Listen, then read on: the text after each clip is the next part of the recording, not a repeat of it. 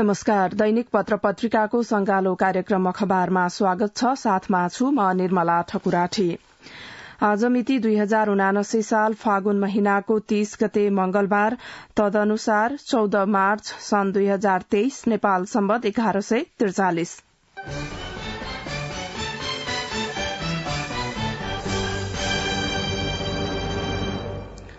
हिजो नवनिर्वाचित राष्ट्रपति रामचन्द्र पौडेलले पद तथा गोपनीयताको शपथ लिनु भएको छ। यसै प्रसंगलाई आजका अधिकांश पत्र पत्रिकाले प्राथमिकताका साथ खबर छापेका छन्।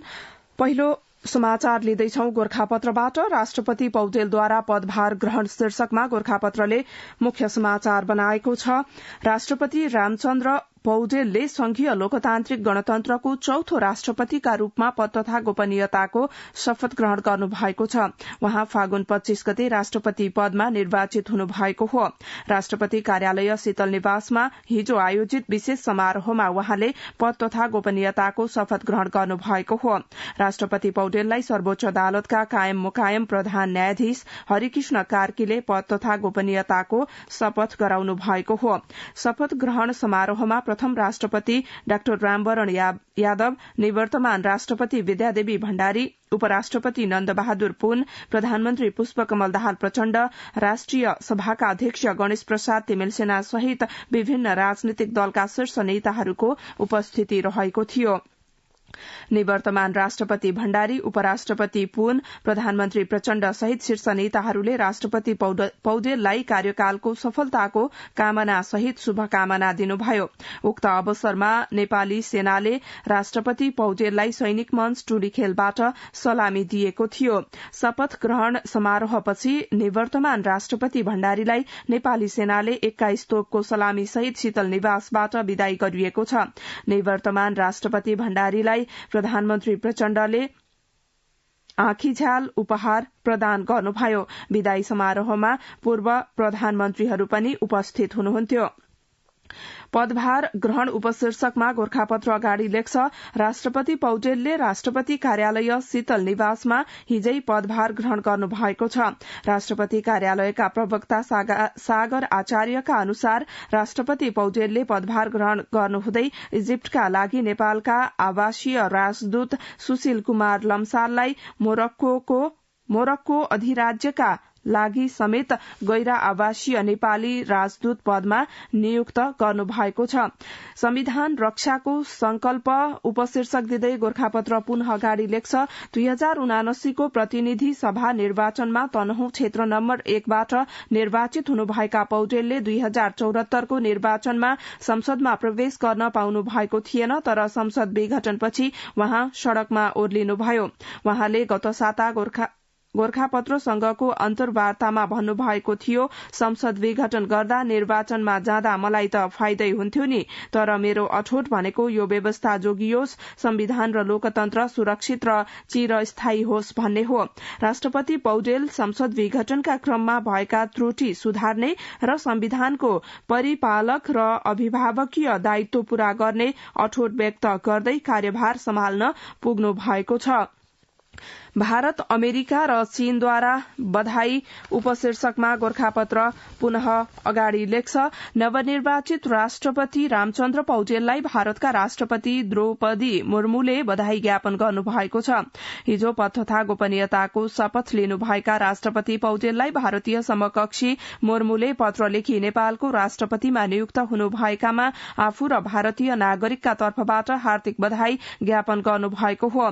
सो पत्रमा वहाँले भारत र नेपाल बीच छिमेकी देशका हैसियतले निकै लामो समयदेखि सौहार्दपूर्ण सम्बन्ध रहेको र दुई देशका नागरिक बीचको जनसम्पर्क महत्वपूर्ण रहेको उल्लेख गर्नु भएको छ।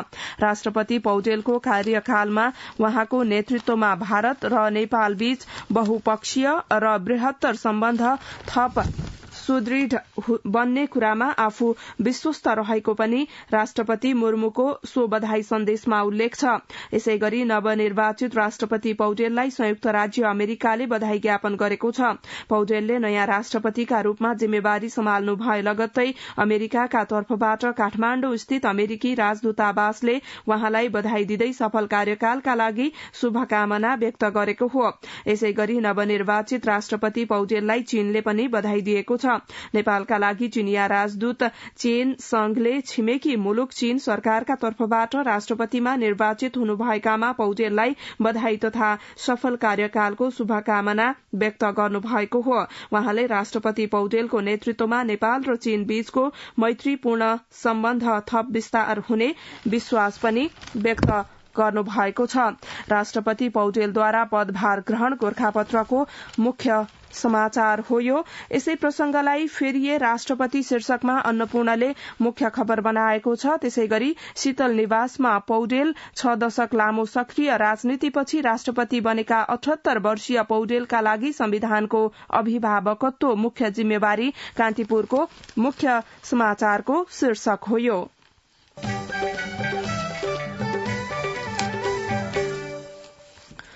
142 संस्थामा सरकारको 7 खर्ब 31 अर्ब 56 करोड़ लगानी, भाका नाघेको ऋण र ब्याज मात्रै 1 खर्ब 8 अर्ब नयाँ पत्रिकाले मुख्य समाचार बनाएको छ। सार्वजनिक संस्थान निकाय तथा अन्तर्राष्ट्रिय संस्थामा सरकारले गरेको लगानी 7 खर्ब 31 अर्ब 56 करोड़ पुगेको छ। 142 संस्थामा शेयर र ऋण लगानी गरिएको छ, तर लगानीको स्पष्ट नीति नहुँदा स्रोतको सदुपयोग नहुने मात्रै होइन, सरकारले ब्याज र लाभांशको लाभ पनि लिन सकेको छैन। सार्वजनिक ऋण व्यवस्थापन कार्यालयले औल्याएका लगानीमा देखिएका 9 समस्या उपशीर्षक दिँदै नयाँ पत्रिका अगाडि लेख्छ।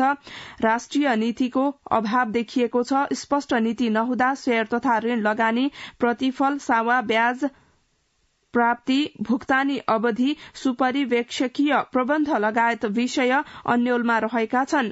त्यसैगरी आन्तरिक ऋणहरूको कोडिङ पहिचान नहुनाले ऋण भिडान तथा अभिलेखमा समेत समस्या छ। केही संस्थान र कार्यालयको अभिलेखले देखाएको शेयर तथा ऋण लगानीको पारस्परिक भिडान हुन समेत बाँकी छ। कतिपय अवस्थामा सार्वजनिक संस्थामा भएको लगानीको शुरूआती अभिलेख फरक फरक रहेको छ। वैदेशिक स्रोतबाट भएको लगानीमा विनिमय दरका आधारमा नेपाली रूपैयाँमा लगानी कायम गर्नुपर्ने, एउटै ऋणमा धेरै सरोकारवाला हुने भएकाले लगानीको अभिलेख व्यवस्थित छैन। त्यसैगरी कतिपय संस्थाले सरकारद्वारा भएको लगानी र सोको दायित्व बारे मापदण्ड अनुसार प्रतिवेदन नै बनाउँदैनन्। अझै पनि हिसाब किताब ढड्डामा राखिन्छ। यसले अभिलेख रिपोर्टिङ, बिलिङ, रिकन्सिलेशन कार्य प्रभावित छन्। निजी क्षेत्र एवं वैदेशिक निकायबाट सोझै हुने लगानीमा सरकार जमानत बसिसकेको हिसाब र यसबाट आइपर्ने वित्तीय दायित्वको व्यवस्थित गणना र अभिलेख छैन। वार्षिक बजेट तयार गर्दा सरकारले गर्ने लगानीको पूर्व अनुमान हजुवाको भरमा राखिने र पछि आवश्यकता अनुसार रकमान्तर गरिन्छ। संस्थान बोर्डमा सार्वजनिक ऋण व्यवस्थापन कार्यालयको प्रतिनिधि नहुँदा संस्थान कार्यालय प्रति उत्तरदायी र समन्वयकारी हुन सकेका छैनन्।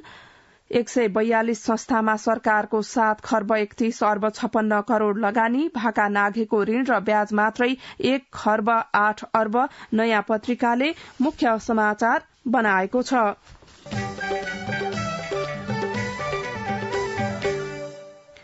संघीय शिक्षा ऐन छिट्टै ल्याइने गोरखापत्रले अग्रपृष्ठमा समाचार छापेको छ। प्रधानमन्त्री पुष्पकमल दाहाल प्रचण्डले संघीय शिक्षा ऐन तर्जुमाका लागि सरकारले गृह कार्य गरिरहेको बताउनु भएको छ। पुतली सड़क स्थित पद्मोदय माध्यमिक विद्यालयको हीरक जयन्ती समारोहलाई हिजो सम्बोधन गर्नुहुँदै प्रधानमन्त्री प्रचण्डले उक्त ऐनको विधेयक छिट्टै संसदमा पेश हुने बताउनुभयो। उक्त ऐन पारित गरी शिक्षा क्षेत्रमा विद्यमान समस्याको प्याकेजमै सम्बोधन गर्न सरकार प्रतिबद्ध रहेको उहाँले बताउनुभयो। संघीय शिक्षा ऐन छिट्टै ल्याइने प्रधानमन्त्रीको भनाईलाई गोरखापत्रले अग्रपृष्ठमा प्राथमिकताका साथ खबर छापेको छ।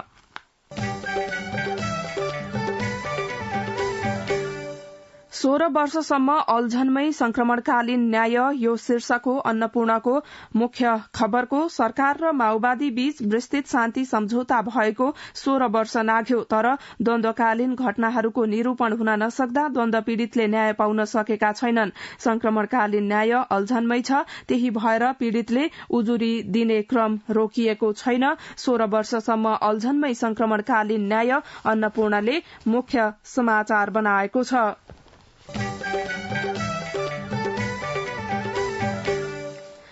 थचक्क भए त्रिविका अनुसन्धान केन्द्र शीर्षकमा कान्तिपुरले मुख्य समाचार छापेको छ। त्रिभुवन विश्वविद्यालय कीर्तिपुरको घडी घर छेउ एउटा थोत्रो मिनी बस छ।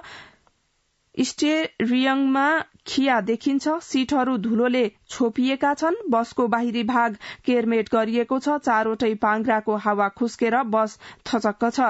आर्थिक विकास तथा प्रशासन अनुसन्धान केन्द्र सेडाको यो बसलाई कुनै समय अनुसन्धानकर्ता ओसार प्रसार गर्न भ्याई नभ्याई हुन्थ्यो। प्राध्यापक, कर्मचारी, विद्यार्थी लगायतलाई अरू 2 बसले समेत ओसार्थे। अनुसन्धानकर्ताको सान र मान छुट्टै थियो, प्रतिवेदनको महत्व पनि थियो। तर पछिल्लो समय त्रिवीमा रहेका सबै अनुसन्धान केन्द्र सेडाको बस जस्तै गतिहीन र जीर्ण छन्। अनुसन्धानमा खटिने प्राध्यापक छैनन्। योजना र बजेट छैन। कर्मचारी अभाव छ। पूर्वाधार लथालिङ्ग छ। केन्द्र सुनसान प्राय हुन्छन्। सरकारले बजेट दिँदैन, विश्वविद्यालयले जनशक्ति दिँदैन। सेडाका कार्यकारी निर्देशक अर्जुन कुमार बरालको भनाईलाई कान्तिपुरले समेटेको छ। यसै गरी स्रोतका लागि मन्त्रालयका सचिवहरूले पनि भेट दिँदैनन्। सिनासका कार्यकारी निर्देशक मृगेन्द्र बहादुर कार्कीको भनाई हो यो। यसै गरी हातखुट्टा बाँधेर अनुसन्धान केन्द्रहरूले केही गरेनन् भनिन्छ। सेरिटका कार्यकारी निर्देशक सुरेन्द्र गिरीको भनाई छ। त्यसै गरी देश जस्तो छ त्यस्तै छ त्रिवी, त्यस्तै छन् अनुसन्धान केन्द्र। रिकास्टका कार्यकारी निर्देशक रामनाथ प्रसाद यादवको भनाईलाई पनि कान्तिपुरले समेटेको छ। थचक्क भए त्रिवीका अनुसन्धान केन्द्र शीर्षकमा कान्तिपुरले अग्रपृष्ठमा प्राथमिकताका साथ खबर छापेको छ।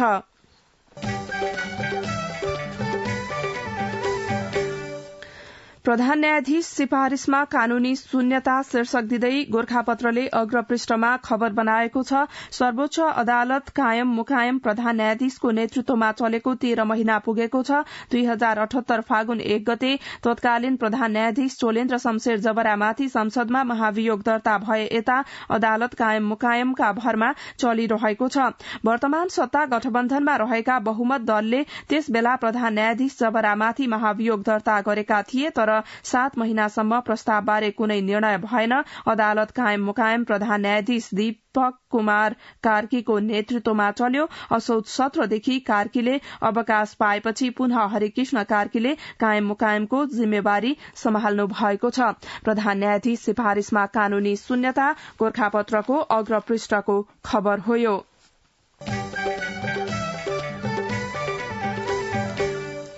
निजी अस्पताल पोस्न रेडियोथेरापी सेवा बन्द, यो शीर्षक हो नागरिकको अग्रपृष्ठको।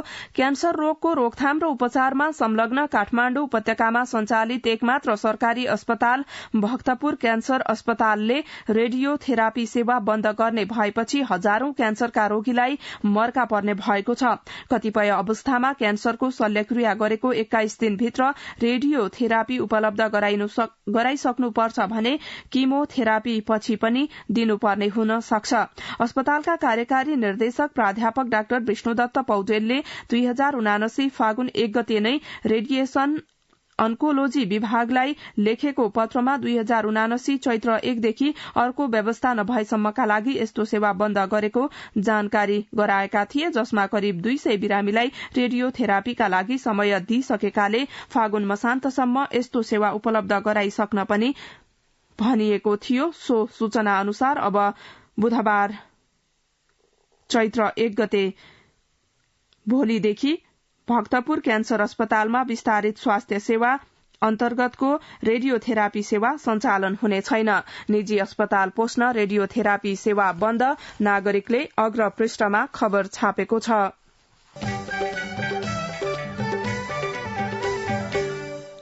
व्यक्तिगत विवरण अध्यावधिकमा सचिव सहसचिवकै व्यवस्था, सचिव सहसचिव हुँदा पनि खरिदार सुब्बाकै हैसियतमा राजधानीको अग्रपृष्ठको खबर हो यो। सरकारको नीतिगत तहमा महत्वपूर्ण भूमिका खेल्ने सचिव सहसचिवले नै आफ्नो व्यक्तिगत विवरण अध्यावधिक गर्ने कार्यमा व्यवस्था गरेको पाइएको छ। सचिव सहसचिव भइसक्दा समेत उहाँहरूको शुरूको सेवा अवधिमा रहेका खरिदार सुब्बा लगायतको पदकै विवरण रहेको पाइएपछि राष्ट्रिय किताबखानाले सरकारका सचिव सहसचिवलाई आफ्नो पछिल्लो व्यक्तिगत विवरण अध्यावधिक गर्न निर्देशन दिएको छ।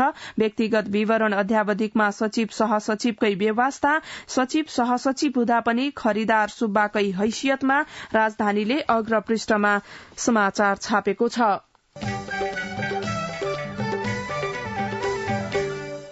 रेडियो नेपालबाट सुन्दै हुनुहुन्छ कार्यक्रम अखबार। अब केही बेर विज्ञापन र सन्देश।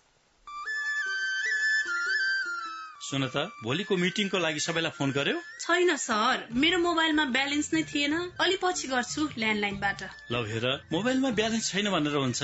तिमीलाई थाहा छैन यस कार्यालयले नेपाल टेलिकमको कर्पोरेट युजर ग्रुप अर्थात सीयूजी सेवा लिएको छ। तिम्रो नम्बरलाई पनि सीयूजीमा सहभागी गराउन।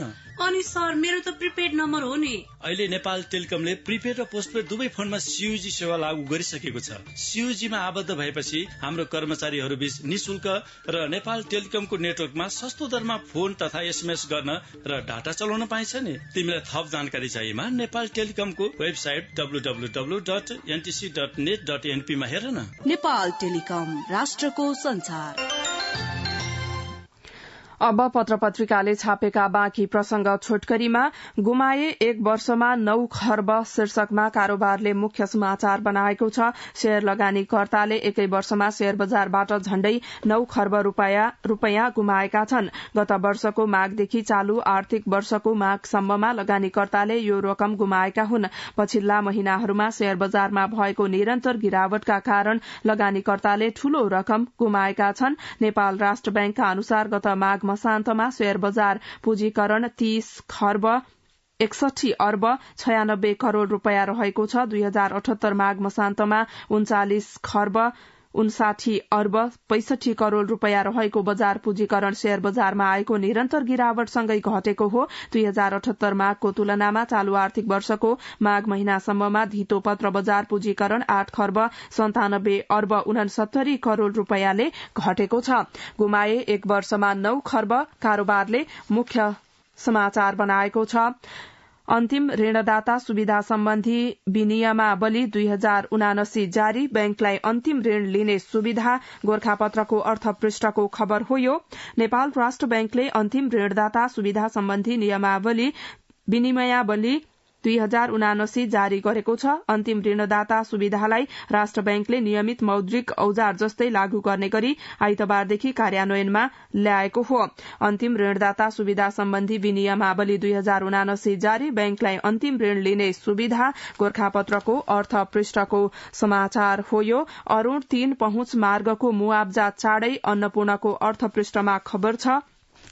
अरूण 3 जलविद्युत परियोजनाको पहुँच मार्ग अन्तर्गत छ्याङकुटी दिदिङ खण्ड जग्गाको छूट मुआब्जा वितरणको प्रक्रिया शुरू हुने भएको छ। लगानी बोर्ड नेपालका सहायक प्रवक्ता रमेश अधिकारीले 1 साताभित्र छूट मुआब्जा वितरणको प्रक्रियाको थालनी हुने जानकारी दिनुभयो। अरूण 3 पहुँच मार्गको मुआब्जा चाँडै अन्नपूर्णको अर्थपृष्ठमा खबर छ। फैलिँदै नेटवर्किङ फन्दामा उपभोक्ता अनदेखा गर्दै सरकार, कान्तिपुरको अर्थपृष्ठमा समाचार छापिएको छ। गरगहनाको व्यापारमा श्रीमानलाई वर्षौंदेखि सघाउँदै आएकी पाटन लगनखेलकी कञ्चन साक्य एक पटक हेरेकै भरमा हीरा मोतीको गुणस्तर र मूल्य पहिल्याउन सक्छिन्, तर उनैले 18 क्यारेटको हीराको मालालाई अधिक मोल अर्थात 5 लाख रूपैयाँ हालेर किनेकी छन्। म मूर्ख भएर फसे, उनी चुकचुकाउँछिन्। 18 क्यारेटको हीराको कुनै मोल छैन। यस्तो पत्रु चीजलाई मैले ऋण खोजेर त्यत्रो पैसा बुझाए। हाल उनी सोही ऋणको ब्याज तिर्दै बसेकी छिन्। भक्तपुरकी रीना श्रेष्ठले त झन एउटा कतै प्रयोग नहुने बैंकको एटीएम कार्ड जस्तो देखिने क्यूभीआई क्लब कार्ड पनि 5 लाख रूपैयाँमा खरिद गरिन्। विदेश जाँदा त्यो कार्ड देखाए। केही होटल तथा रेस्टुराँहरूमा 5-10% छूट पाइने बताइएको छ। 10 वर्षमा 42 वटा देश घुम्न पाइन्छ भनेकाले मक्ख परेकी थिए। उनी भन्छन् त्यसका लागि यो कार्ड किन्नै पर्छ भने प्लेनको टिकटदेखि सबै खर्च आफैले बेहोर्नु पर्ने रे। कुनै कुनै होटलमा चाहिँ त्यही कार्ड देखाएपछि अलिअलि छूट दिन्छन् रे। त्यति छूट त कार्ड नदेखाए पनि पाइहालिन्छ नि। म पनि फसेकै हुँ। फैलिँदै नेटवर्किङ फन्दामा उपभोक्ता अनदेखा गर्दै सरकार, कान्तिपुरले अर्थपृष्ठमा समाचार छापेको छ। अनुदान घट्यो, मलको मूल्य बढ़्यो, कारोबारले अग्रपृष्ठमा प्राथमिकताका साथ समाचार बनाएको छ। सरकारले किसानलाई रासायनिक मलमा दिँदै आएको अनुदान करिब 12% घटाएको छ। कृषि तथा पशुपक्षी विकास मन्त्रालयका प्रवक्ता प्रकाश सञ्जेलका अनुसार हिजो बसेको विभागीय मन्त्री स्तरको बैठकले मलमा दिएको अनुदान हटाएको हो। अनुदान घट्यो, मलको मूल्य बढ़्यो, कारोबारले समाचार बनाएको छ। र नेपालको एक पक्षीय जीत शीर्षकमा गोरखापत्रले खेलकुद पृष्ठमा समाचार छापेको छ। आईसीसी विश्वकप क्रिकेट लीग 2 त्रिदेशीय श्रृंखलामा नेपालले हिजो पपुवा न्यूगिनी पीएनजीलाई एक पक्षीय खेलमा 9 विकेटले हराएको छ। यस नतिजासँगै नेपाल शीर्ष 3 मा रहने सम्भावना पनि देखिएको छ। यसो भएमा नेपाल जिम्बाब्वेमा आगामी जुलाईमा हुने एक दिवसीय विश्वकप छनौटमा खेल्न स्वतः चयन हुनेछ। नेपालको एक पक्षीय जीत गोरखापत्रको खेल पृष्ठको समाचार हो यो।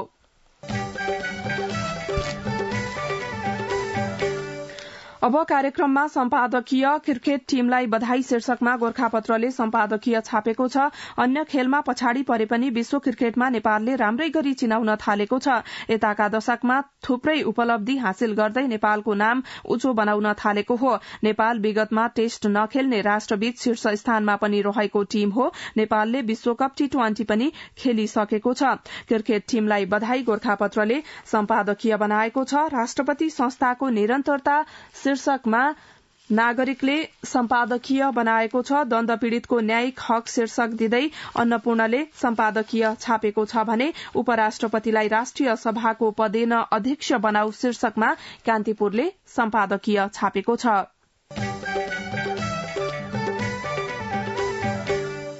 यो सँगै कार्यक्रम अखबारको निर्धारित समय सकियो। प्रविधिमा राजु थापालाई धन्यवाद। यसपछि कार्यक्रम अन्तर संवाद सुन्न सक्नुहुनेछ। हवस् त, नमस्कार।